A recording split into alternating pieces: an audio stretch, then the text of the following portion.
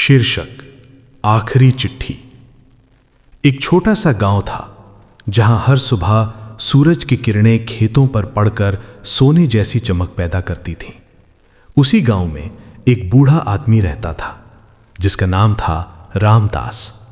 गांव के लोग उसे डाकिया बाबा कहते थे। वो पहले गांव का डाकिया हुआ करता था और पूरे 35 साल तक उसने लोगों की खुशियों और दुखों की चिट्ठियां उनके घर तक पहुंचाई थीं। लेकिन अब वो रिटायर हो चुका था। उम्र ढल चुकी थी, चाल धीमी हो चुकी थी और आंखों की रोशनी भी पहले जैसी नहीं रही थी। फिर भी रामदास हर सुबह उसी पुराने रास्ते पर निकल पड़ता था जहां वो पहले डाक बांटा करता था। गांव के बच्चे अक्सर उसे देखते और पूछते, बाबा अब तो आप डाकिया नहीं रहे, फिर भी रोज इस रास्ते पर क्यों आते हो? रामदास मुस्कुरा देता और कहता, बेटा आदतें भी कभी कभी इंसान का घर बन जाती हैं। जब तक सांस है रास्ते से रिश्ता बना रहता है। गांव में एक छोटा लड़का था जिसका नाम अर्जुन था। वो बहुत जिज्ञासु था और हर चीज के पीछे की कहानी जानना चाहता था।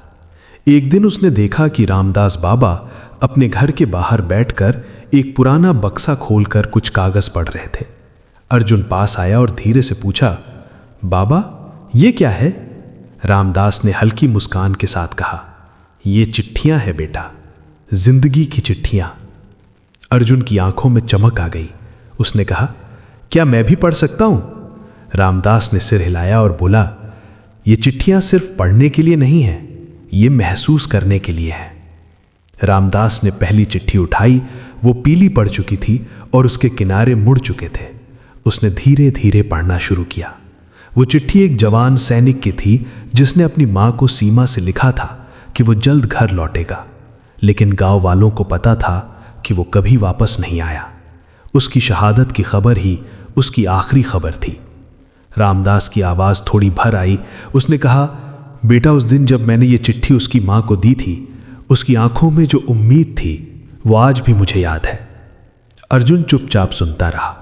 उसे पहली बार समझ आया कि एक डाकिया सिर्फ चिट्ठियां नहीं पहुंचाता, वो लोगों की भावनाएं भी पहुंचाता है। दूसरी चिट्ठी एक लड़की की थी जिसने अपने पिता को लिखा था कि उसने शहर में पढ़ाई पूरी कर ली है और जल्द ही घर लौटेगी। वो चिट्ठी खुशी से भरी हुई थी। रामदास ने बताया कि उस दिन पूरा गांव जश्न में डूब गया था। अर्जुन ने धीरे से पूछा, बाबा क्या आपको कभी किसी चिट्ठी ने बहुत ज्यादा दुखी किया? रामदास कुछ देर चुप रहा। उसकी आंखें दूर कहीं देखने लगी। फिर उसने बक्से के सबसे नीचे से एक छोटी सी चिट्ठी निकाली। वो सबसे ज्यादा पुरानी थी। ये मेरी अपनी चिट्ठी है, बताओ, उसने कहा। अर्जुन हैरान रह गया। आपकी? रामदास ने सिर हिलाया। बहुत साल पहले मेरा एक बेटा था, रवि। वो शहर पढ़ने गया था।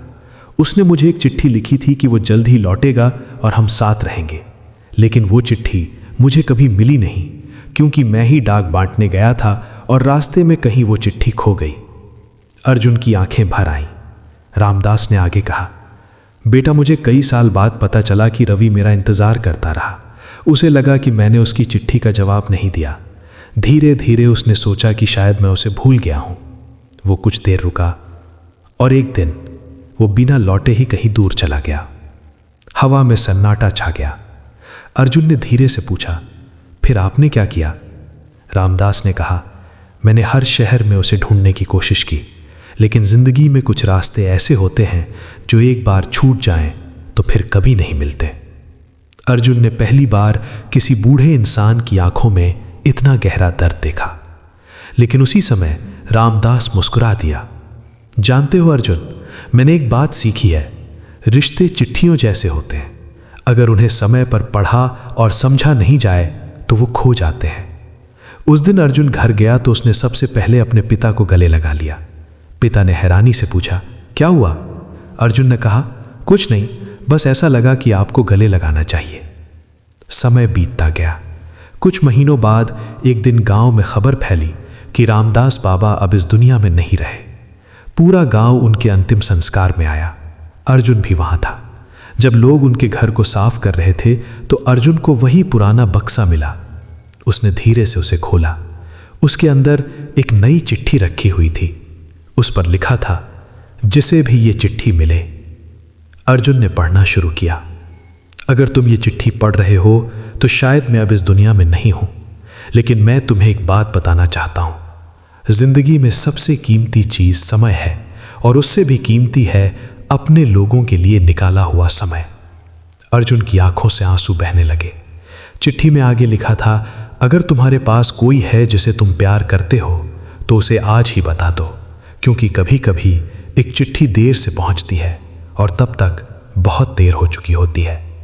अर्जुन ने चिट्ठी बंद की। उसने आसमान की तरफ देखा और धीरे से कहा, डाकिया बाबा, आपकी चिट्ठी पहुंच गई। और उस दिन के बाद अर्जुन ने एक फैसला लिया।